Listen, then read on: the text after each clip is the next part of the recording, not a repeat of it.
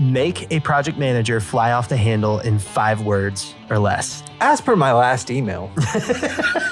And then when people start saying per, when else do we say per? When did per come into the equation? The permits were never obtained.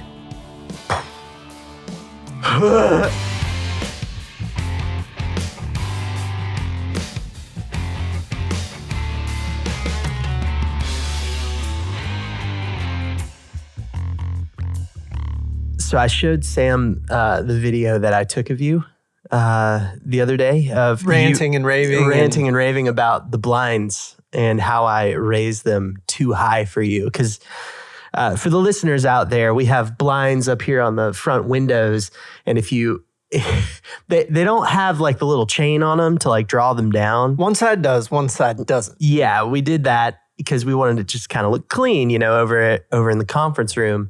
But that's a challenge for the short folk around here, namely Eddie. You just let the blinds go and they wrap up well beyond my reach. And I have to climb up on a ledge, which I'm kind of thankful for the ledge, but... Can I make a slight confession? I know you've been doing this on purpose. Yes, I do this on purpose. Yeah. Because I know it irritates you, and it's just one way, just a subtle reminder of like, hey man, I'm still here. You cannot get rid of me. I have enough of those reminders around the office. I need no more. So many cups laying all over the place. There are no extra reminders necessary. Tyler's presence is well known around here. Well, there are things that irritate people, and so that's what we're going to talk about today. Dude, I'm oh, nice segue. Thank you. I feel like I'm painted as a bit of a curmudgeon, easily irritated person around here. No. Okay, so let me tell you the thing. You're not easily irritated. At the core of most of my irritation in life. Yeah. Me? Yeah, it's consideration. It can be summarized in the word consideration. Please expand. Please, yes. I'll expound on that. Yeah. Then, like when I look around and I see things that I'm like, like I say, be a good roommate. Like that's a phrase that I use in the office a lot. Be a good roommate. Mm-hmm. That's be considerate of the people around you. Yeah. Yeah. Some people don't want to live in a pigsty. And if you are creating that pigsty, uncreate it. That's my thing. I really believe that you should consider the people around you. This is childhood trauma because you and Andy had to share a room. Yes, we did. And Andy's side was... You could have put a line down the middle. It was mom's old line. It was chaos on Andy's side, and it was very clean on your side. It makes sense. You're a detailer. So I wasn't ruined in that way internally. Like I hadn't gone through that trauma yet. So yeah, sure. I think maybe not the trauma, but you had the ability to become the crazy OCD person that you are today. Well, it was lying there, just kind of fallow under the surface, ready to launch. I just needed the proper trigger. Okay. All right. And detailing was that. Okay. So that is what's made me my anxious person that I am today. Okay. All right. Well, we'll dig into that some other time. I'll dig into that at counseling or something. It'll be fun. Yeah. You're not paying me enough for that. So, dude, I'm giddy about this week. I'm not going to say I'm excited about this week because I say that all the time, but I'm giddy about this week. I'm trying to use a new word. Word of the day, toilet paper, everybody. Anyway, I'm giddy about what happened on the comment section on something that I posted. And then we also posted something on Construction Brothers on the LinkedIn page to get some comments. So I posted this thing on LinkedIn that says, make a project manager fly off the handle in 5 words or less.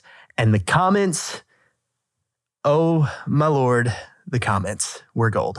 And so we're gonna go through some of these, some of our favorites, and just kind of wander a little bit, wander and have some fun with it.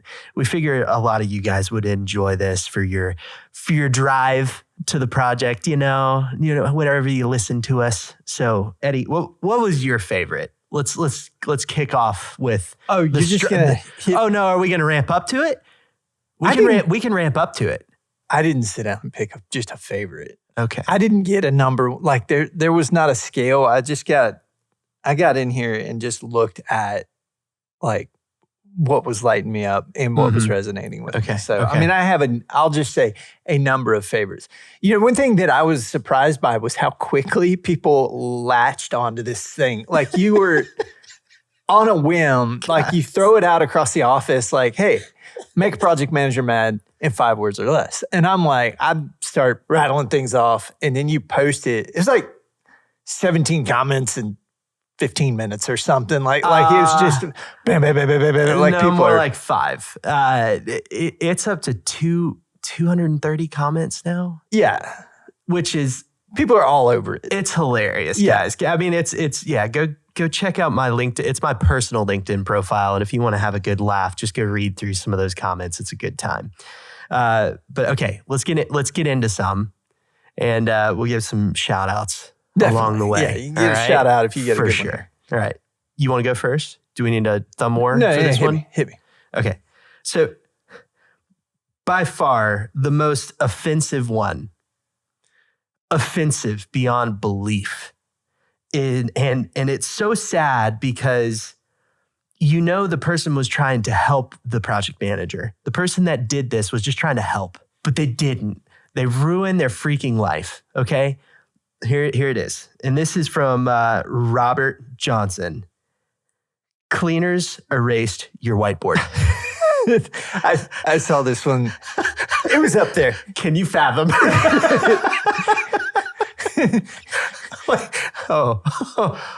That is straight to jail. Like full stop, straight to jail. And I'm thinking like, and as an appended thing on that, and threw all your sticky notes away, right? Even worse. Oh, the pool plan was up there. There's one thing you don't do in a PM's office. You don't touch the freaking whiteboard, man. No, that's like you don't touch it. A brain. Like that's an extension of the brain. It is an extension of the brain. You just ruined the whole freaking project. The owner's wondering why everything's off schedule and all over. Blame the cleaners. They should, that's a good reason for cleaners to have better insurance. Yeah, I was going to say, is there like insurance for the delays that has now caused in the project? Trying to recreate. Holy cow. Also, how large a whiteboard? Are we dealing with like small personal whiteboard, or is this like the school whiteboard, like the whole project deal? I'm just envisioning in the trailer, like the master plan for the project. And, the cleaners, they did a good job. Yeah. Yeah. Like, maybe I did good, right? Maybe this is a good reminder for everybody. Take a picture of your whiteboard every night before you leave, just in case. You never know, right? That gave me chills. I didn't like that. Really kind of, it makes you think, I can't take that with me. And that's a deal. And it can also be obliterated very easily. So be careful. Be careful. Be careful. You don't want that going up in smoke. No. Might be important to you. It might be important. Okay. Yeah. All right. You go next. What you got? That was a big one. Jeremy Bird threw this one out there, and it's just kind of a pet peeve. But as per my last email, how many times? I'm telling you, man, when people start saying purr, when else do we say purr? When did purr come into the equation? We don't say purr in life. Purr is, yeah. I freaking hate it. Yeah. Come up with a better word. Per my last email. Okay, for the record, if somebody says purr in an email. You're a jerk. Yes, number one, you're a jerk. But if somebody sends me a purr in an email, I'm like, things are getting testy. Phone call. Yeah. That's an indication word. All right, that is an indicator word. Pick her up. If purr is happening, you better freaking pick up your phone. Otherwise, crap's about to hit the fan. Construction Brothers rule. Yeah. Number one. Rule number one. Purr is an immediate phone call. You need to de-escalate now.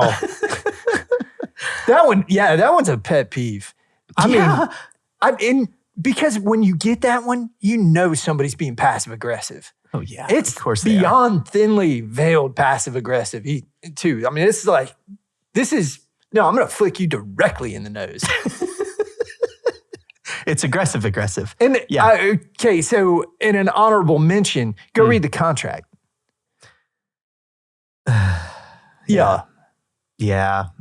Yeah, that's a flick in the nose pretty hard. You know you're not getting to a good place when that one comes up. Pick up the phone.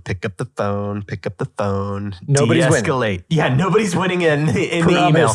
Promise. Most of these too are emails that have been received. Not all of them, but most of them are basically just emails that have been received here. Incoming email rant. Oh God. Don't do it. I'm not going to do it. Okay, Brian Riddle. Shout him out next. We lived this one together. The job shall remain nameless. That's best. But during the process of putting this project together, I referred to it as Satan's butthole. Just want to be very transparent with you guys. I don't always practice what I preach here. I know that. I have my moments. We all do. Yes. But here was his. Rev 16 is being issued tomorrow. Yeah. I know Rev 16 is on some jobs. It's okay. That would have been a dream. Like there are other jobs out there I know that have gotten up into the hundreds, but true story. But yeah, that one triggered me. I got thrown right back into my detailing days on that one. Yep. Rev 16 on a set of structural documents all by themselves. Oh man. And I know he put that there just for me. So thanks for that, Brian. Really appreciate you causing some anxiety to spike in my life. Love you too, buddy. Project remain nameless though, but we do have to spit on the ground if we do say the name. I would spit on the building if I was close to it. Do you have any projects like that out there? Like, is that one you can resonate with? Because there are certain projects here that, we all have them. You say the name and then you're like, like, what's funny is that when you first start, it's like the first project is kind of like that. You know what I mean? Because you have no other you have no other data to support otherwise. All the difficulties, like you really feel it. Yeah, the first project, it's like, this one sucks. And then you get 100 projects down the road and you're like, oh, that would have been bad. That one really was a dream. No, this one and this one, those two were. Well, you also come to the really bad realization that you were actually the problem on that first one, not the people around you. Yes. Like, oh, wait, I was making a big deal out of everything. Everything. Yeah. Like I could make less of a big It's like deal. when you forget the definition or never really learn the definition of a word and you keep saying that word over and over again and people keep giving you what you're asking for if you actually know what the definition of the word is. I used the word incorrectly one time. Which word? I'm not going to say it. Why? I'm not going to say it. I think it's back in the other episodes, but I'm too embarrassed. I'll be honest. I'm too embarrassed that I'm not going to do it. I'm not going to do it. Maybe later. Okay. Maybe later. Okay. What's your next one? So I don't want to mispronounce the name. Cameron Townsend. That is excluded from my proposal. Once again, we're not going anywhere good. All right. The best part is that always gets sprung 6 months down the road. That's the thing. Every freaking time. And it's always like a stair rail or something stupid exterior that is off into, I don't know, all the way over there. Nobody's thinking about it. Scope of work is a big deal. Mm-hmm. So when you're awarding, right, like you go through an award and you're trying to make sure that low bidder had it all, right? Like you're trying to make sure you're comparing apples to apples, because if that guy's 15,000 or 50,000 or 150,000 higher, you kind of ask yourself the question, like, is there a possibility that it's more than just they're expensive? Could they have had extra stuff? And there's every possibility that the person you're about to award because they missed it. Yep. There's this whole conception that if you wrote it in a proposal, you're good. And I would challenge that perception. And this is probably going to ruffle a feather or two. But if you don't wrap that proposal in your contract, and your contract says something else, so be careful with this one. Like for real, before you go throwing your proposal back in somebody's face and being like, well, my proposal excluded it. I mean, you're about to get in for a big debate. So be clear up front about what you're going to do and what you aren't going to do. And when you're in that contract thing, if you want your proposal to govern your scope, then you need to wrap a proposal into your contract. Yeah. That needs to be a part of it. Yeah, so, I learned that one. I learned that one the hard way. All right, so Kent Jones. Why is the OSHA truck outside? Yeah, I like that one. That made me happy. Because there was some scrambling going on. Ooh, can we rat Dad out? Oh, yeah. Can we totally rat Dad out? Yeah, why not? So OSHA was, I don't know, when did that whole thing start up? Was it in like 70s? It had to be 70s, right? Yeah. It wasn't really like... It was a new thing when Dad entered the industry. OSHA was new when Dad entered. And so Dad was hanging around the job site, doing whatever, and he kept hearing that OSHA's here. OSHA was at the job. And so somebody like pointed over at the guy who represents OSHA and was like, yeah, that's OSHA. Dad thought that was their name. Yeah, that's an odd name. Just kind of like said, hey, OSHA, how's it going? Totally thinking that was their name. So you're welcome, Dad. It was a very new organization at the time. It was new, but I still think that that's pretty freaking hilarious. And he was like in context now, it's like everybody knows what OSHA is. Yeah.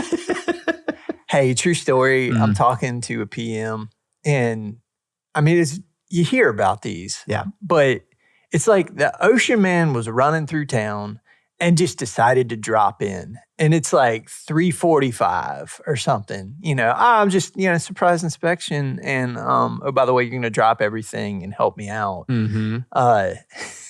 Yeah.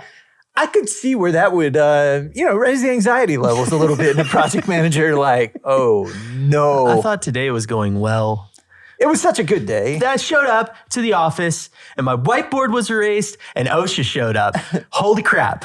Dude, next level bad day, right? All right, what's your next one? Another one, Amanda Adams.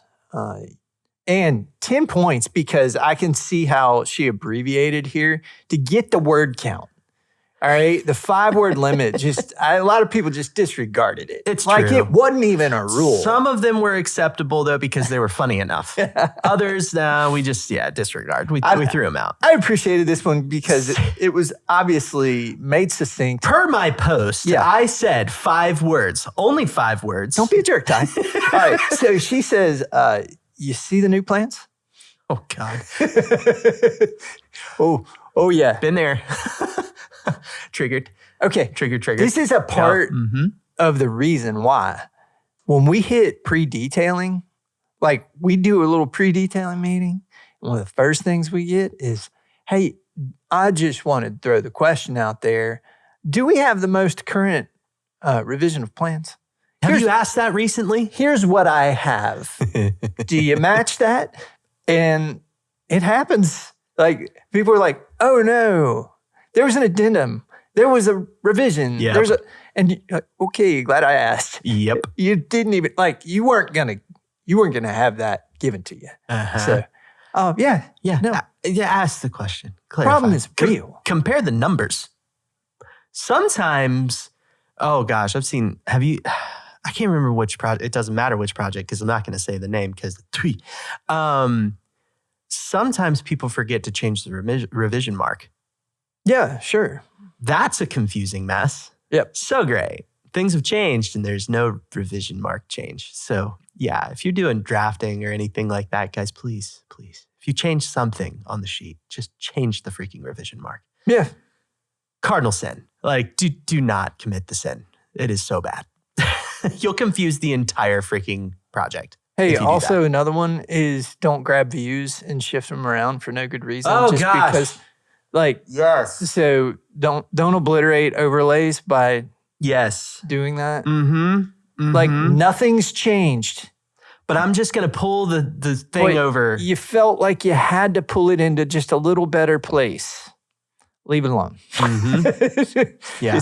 It's got a downstream impact when people are comparing. So, that's an easy, like almost mindless thing sometimes that you can do when you're just like grab the view, just pull it over just a little bit, and you just completely wrecked their ability to compare. Like, particularly, compare easily. Yeah, they can still compare it. It's just now they've got to do all the aligning and stuff, and it takes a lot more time. Well, there's that, and then if you have a lot of views on the plan, you got to kind of pick which one, right? So, yeah. Anyway, yeah. Okay, so Chad Filbert said, what is a NAT chart? What is a NAT chart? Gantt chart. Somebody said, what's a NAT chart? I love that so much.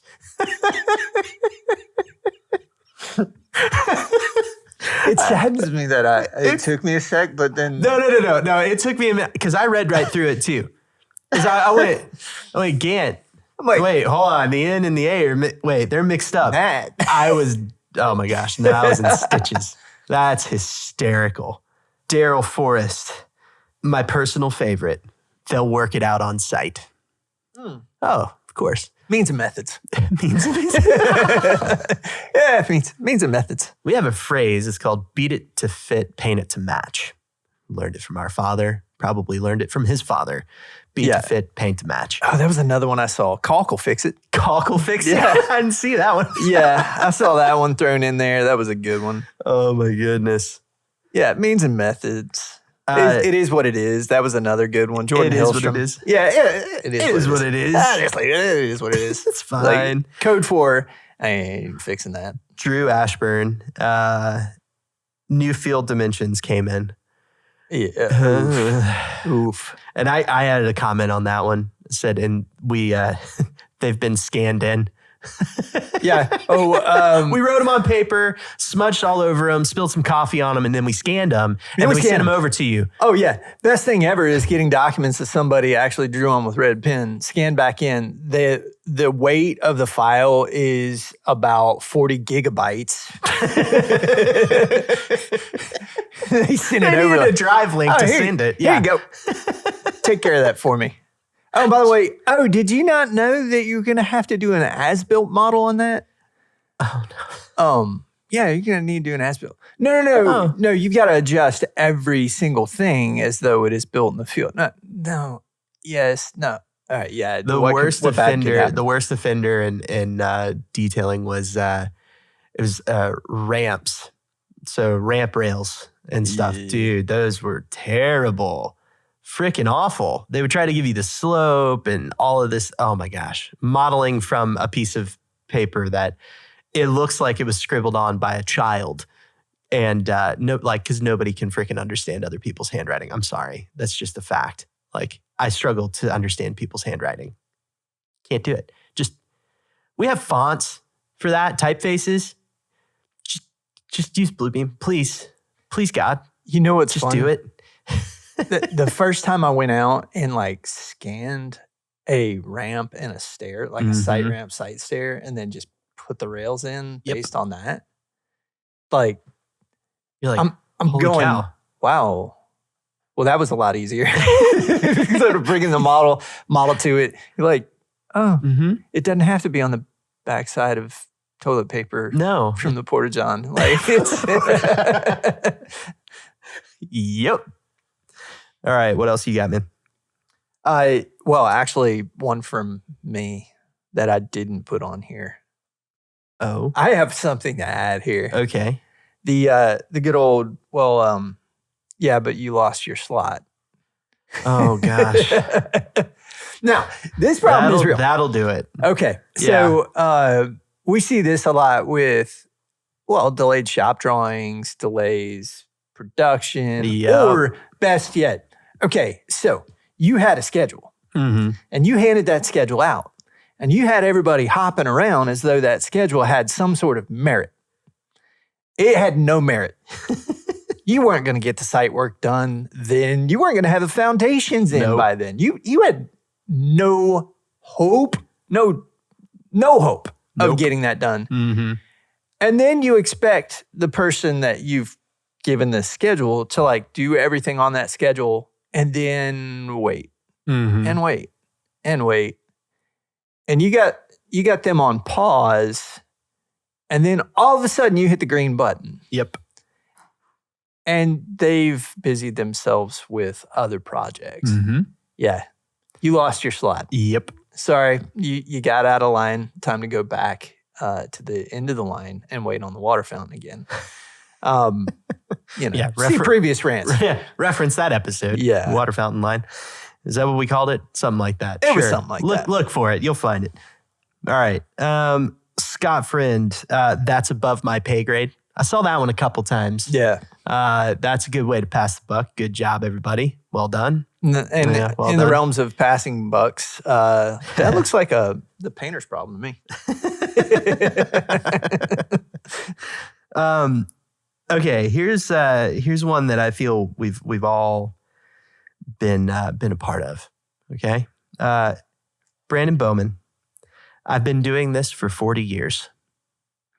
The trump card. Yep. The one we lay down whenever we feel like they don't understand. They don't understand like who they're talking to. Like it's a pride thing. That's right.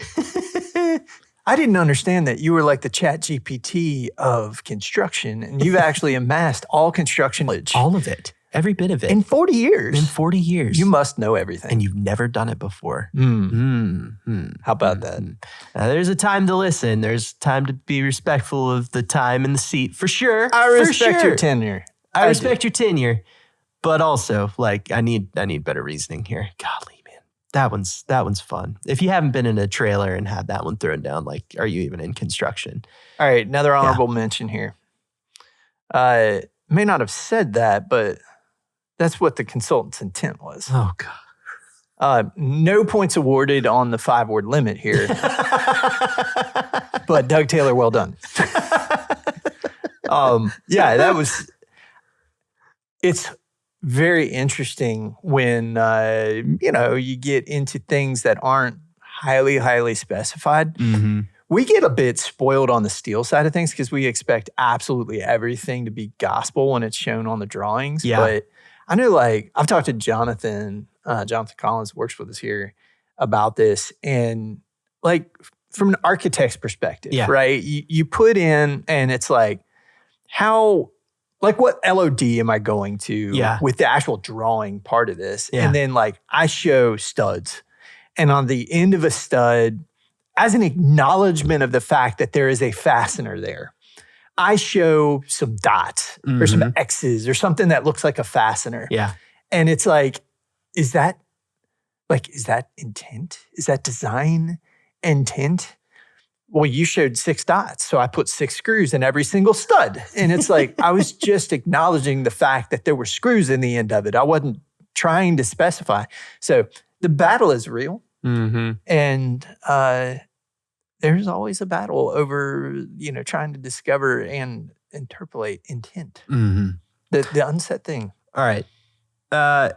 This one is, I think, probably my favorite. So award needs to be handed out here, at least from me. And of course, it was made by a person named Tyler. Obviously. Just, got to support the fellow Tylers out there. Nice. Tyler Sandelbach, the permits were never obtained.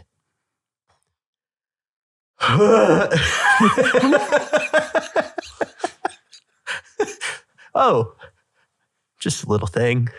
Hey, we never called the permitting office. Like we never did any of that. Might have gotten ahead of ourselves. Might have just a little bit. Might have gotten just a little bit. What's hilarious is that I think that's from experience.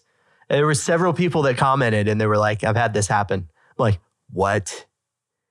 Holy cow, guys. Anyway, that gets my Ralph Award.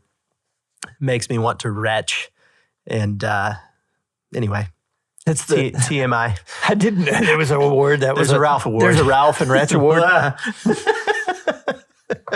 Like Pop. Remember Pop talking about going to talk to Ralph and Harvey? Yeah. When he took the ship over, he was going to Germany. Yeah. During Korea. Yep. And everybody was getting sick and had to go talk to Ralph and Harvey. Pop's got a bunch of good one-liners like that. Oh, yeah. Oh, yeah. Oh, yeah. Okay. Can we get into some stories, though? Because we posted another thing on LinkedIn, and we asked for, like, confessions, things that have happened. You've got a DM. We got a DM from this post, and we also have a couple comments that we'll read through. Nice. Okay. So one thing I'll say before I get into this is keep an eye out. And if you want to go back and comment on this specific post that we made, please do. We would love to hear your stories because I want to do a full episode on this. Sure. All right. Yeah. I want to hear stories from, and it can be anonymous. You don't have to put your name on it. That's fine. That's cool. You can send us an email, contact@brospodcast.com. Send us your crazy confessions. All right. So I don't care if you are a PM and just share something crazy that happened on one of your projects, or if you know a PM and you've seen them do something crazy or just off the wall, unexpected, weird, anxiety inducing, all of those different things. I want to hear them because I know for a fact this industry has so many flipping good stories in it. Oh, yeah. And I want to hear them, because I think we'd all get a really good kick out of it.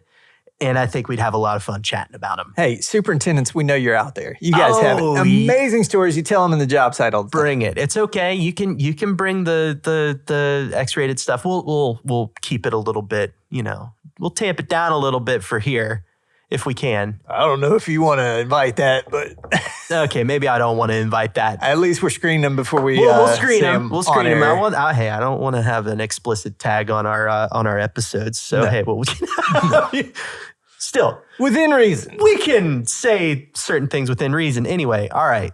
So let's start with Josh. Josh Lubker. So he said that he got a call at 2 a.m. for a fire in a hotel due to a traveling employee. Went to a certain gentleman's club. A club, we'll say. And made his girlfriend jealous. Jealous enough to start a fire on his bed. So he got called because an employee went to a club and his girlfriend found out and set his bed on fire. I mean, dude, you kind of deserved it at that point, right? Like, can you believe it? No, I can't believe that somebody would be offended by that and start a fire on your bed, sir. Jeez, I can't believe it. No way that happened in the construction industry. No way that happened. No way. No. He was like, does that count? I'm like, yeah, that counts. That counts. I saw somebody else mentioning about how, they've called like the sheriff's department. That was going to be my next one. All right. Yeah. So Sarah, she said a subcontractor PM of mine calling all the county jails in the area to locate a key employee who hadn't shown up for work in a few days. Also calling bail bond offices. She said more stuff they don't teach you in project management school. Yeah. Straight up. I mean, yes. Maybe 2 months ago. Yeah. We were talking about somebody no-showing that was pretty critical to a project we were working on. And they said, yeah, we haven't heard from the dude. He just no-showed on Monday, like left on Friday, no-showed on Monday, no-showed on Tuesday. And they were like, in speaking in guarantees and just making sure that we knew that they had done everything they could, they were like, we've already called all the jails. We've already called all the bail bondsmen. Like, we've kind of got speed dial on that when the guys don't show. Speed dial. They knew. Like, that was an immediate. They had already done that. Like, oh, yeah, we ought to bail this guy out. This is the side of the industry that I feel we haven't talked much about. We strive to stay on the sunny side of things, but the reality of things can be a little bit more bleak, I'll say. So anyway, well, the craft side can get interesting and a lot of fun. Anyway, it can be very interesting. Okay, yeah, story provoking. All right, this is a long one, but it's a DM, so it shall remain nameless. All right, so bear with me here. On a high-dollar mission-critical project in Nevada, I was required to, as the systems integration PM, to sit through an hour-long OAC, followed by an hour-long schedule update, followed by an hour-long commissioning meeting. I think we've all had one of those happen before. Overall, in these meetings, less than 30 minutes of the content pertained to my group. Again, we've been there. At the end of this project, I was also leading a scheduling team for the whole project, and the scheduling commission meetings went weekly to daily. So he was doing this daily. I was disgusted with the waste of time and resources. I voiced my opinions privately to the contractor and was informed I couldn't understand the process, so I clearly needed to be in the meetings.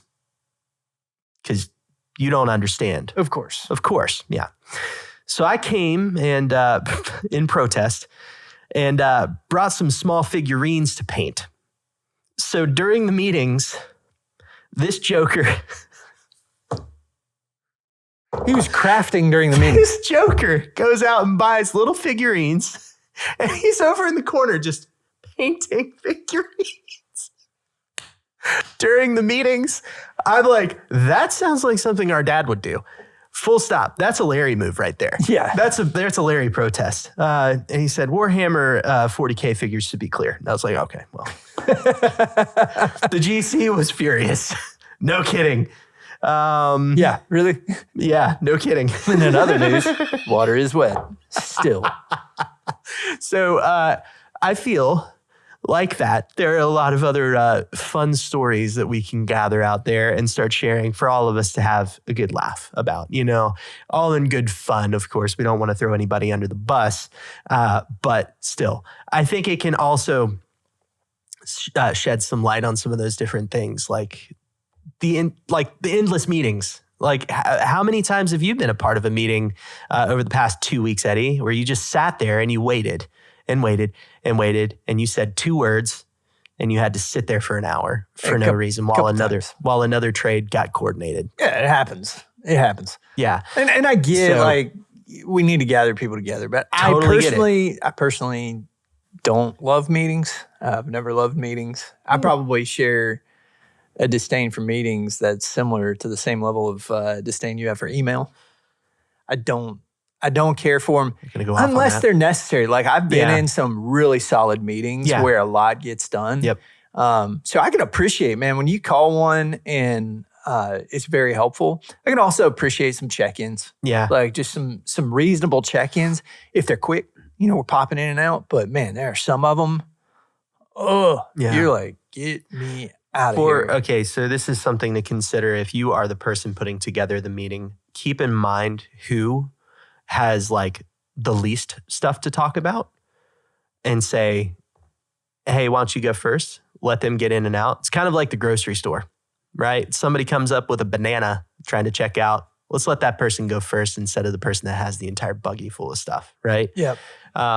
So if you're setting up these meetings, that's something to be very aware of. Well, think of meetings in terms of value too. Yeah. Because everybody that you have just sequestered on your meeting there's payroll attached to that person. And not only are you sequestering them and capturing that payroll moment.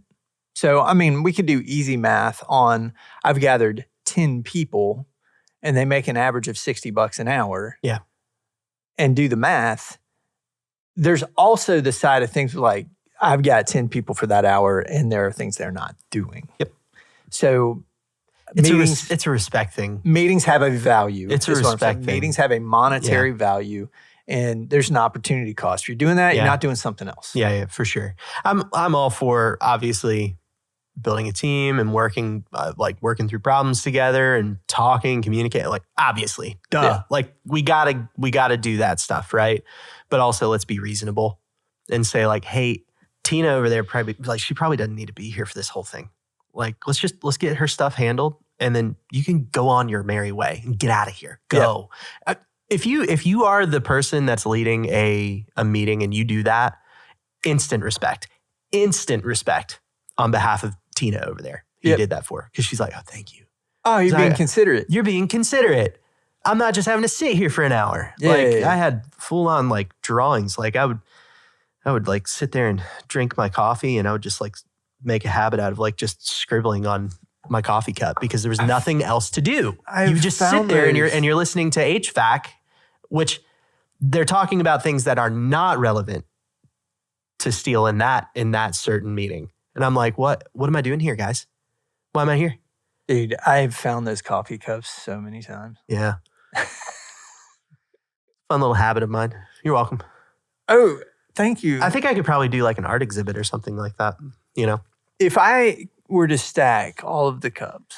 Listen, we are not going to get into that right now. Okay. We've had a good episode so far. We're not going to ruin it. All right? Okay. It's a good episode with a lot of laughs, a lot of good times. Okay? We're not going to end on a somber note where I rake No. you over the coals for something that No. I raked you over the coals No, for. that is not what we're You going to know, do. part of Not at all. comedy is repetition, though. Like you come back to that good zinger. No, you got to hit it. You got to hit it 3 times though. Like any more than that, and it's just. Is that how the comedic timing works? Yeah, it's 3 That's times. the rules. 3 times. If you count it up on like movies and stuff, Yeah. if they do like a repetitious sort of gag or something, 3 times. Three Every- times. Every time. Where'd you hear that?